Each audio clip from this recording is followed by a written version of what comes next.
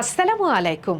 সবাইকে আমন্ত্রণ জানাচ্ছি এবি নিউজ সংবাদে। আপনাদের সঙ্গে আছি আমি সুমাইয়া মেঘা। টানা বৃষ্টি উপেক্ষা করে রাজধানীর মতিঝিলে পূর্ব ঘোষিত বিক্ষোভ মিছিল করেছেন ইসলামী ব্যাংকের গ্রাহকরা। ইসলামী ব্যাংকের পরিচালনা পর্ষদ পুনর্গঠন, প্রকৃত মালিকদের কাছে মালিকানা ফিরিয়ে দেয়া এবং 7 দফা দাবি আদায়ের লক্ষ্যে সচেতন গ্রাহক ফোরামের ব্যানারে এই কর্মসূচি অনুষ্ঠিত হয়। বৃহস্পতিবার বেলা 11:30টায় ইসলামী ব্যাংক টাওয়ারের সামনে থেকে মিছিলটি শুরু হয়ে প্রধান সড়ক প্রদক্ষিণ শেষে পল্টন মোড়ে গিয়ে শেষ হয়।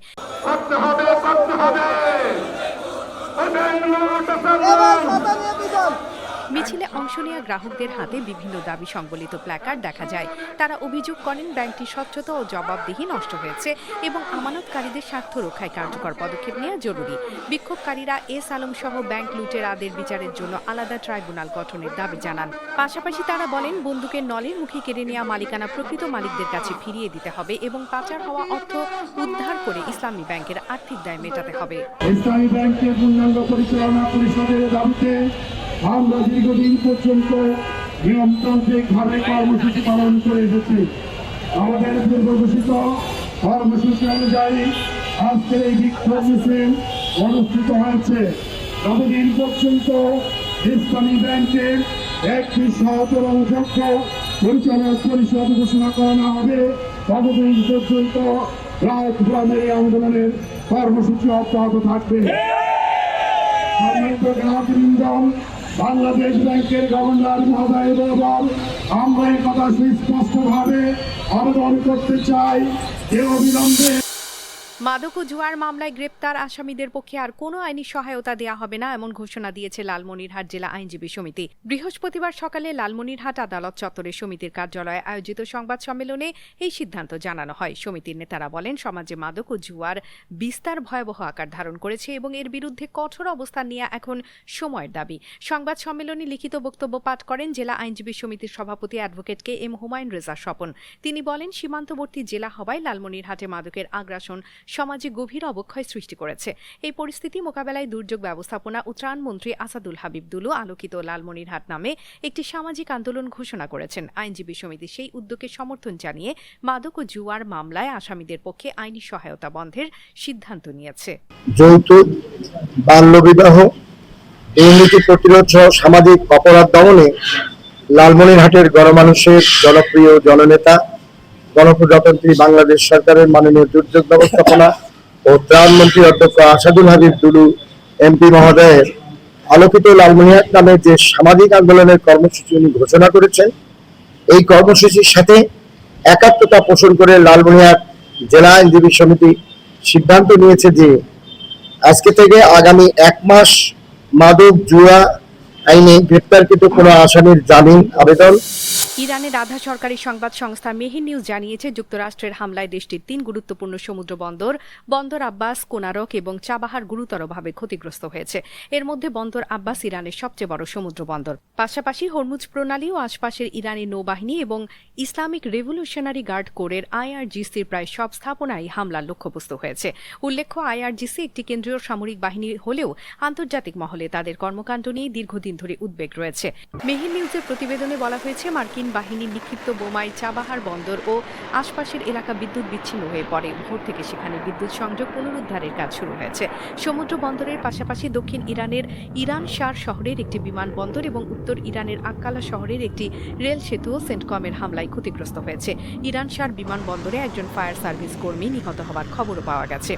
হরমুজ প্রণালীতে 3টি বাণিজ্যিক জাহাজে আইআরজিসির হামলার পর যুক্তরাষ্ট্র মঙ্গলবার মধ্যরাতে দক্ষিণ ইরান ও হরমুজ অঞ্চলে ইরানের 80টি সামরিক স্থাপনায় বোমা বর্ষণ করে।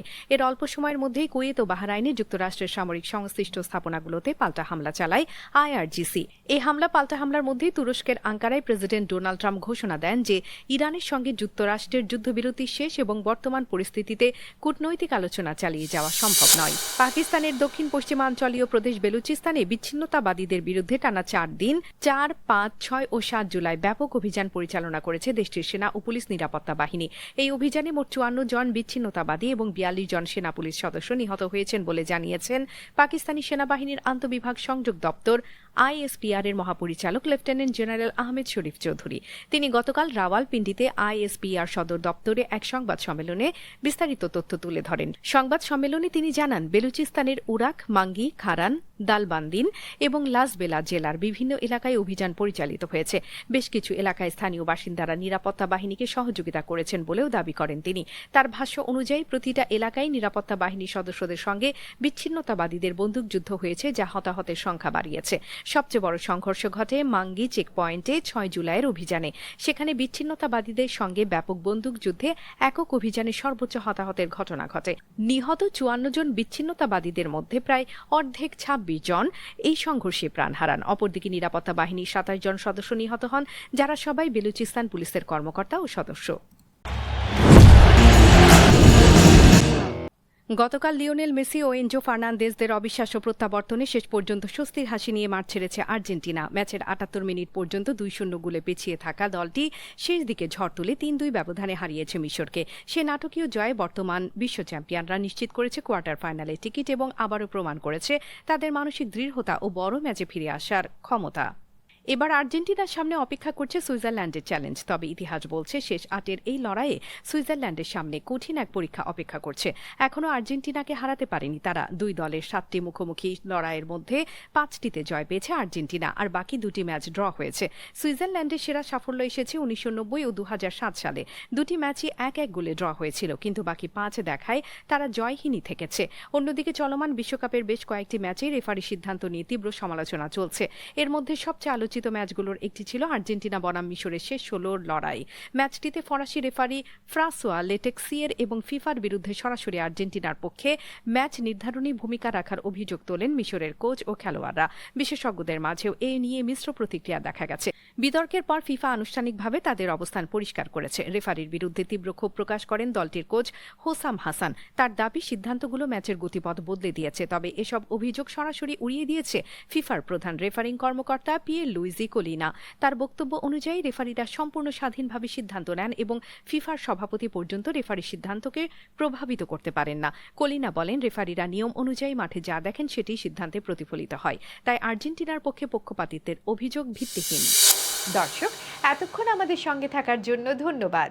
সর্বশেষ খবর পেতে চোখ রাখুন আমাদের ফেসবুক পেজ ও ইউটিউব চ্যানেলে। আমরা আছি ইনস্টাগ্রামেও। সেই সঙ্গে সবশেষ সংবাদ পেতে ভিজিট করুন আমাদের ওয়েবসাইট www.abnewsinternational.com-এ।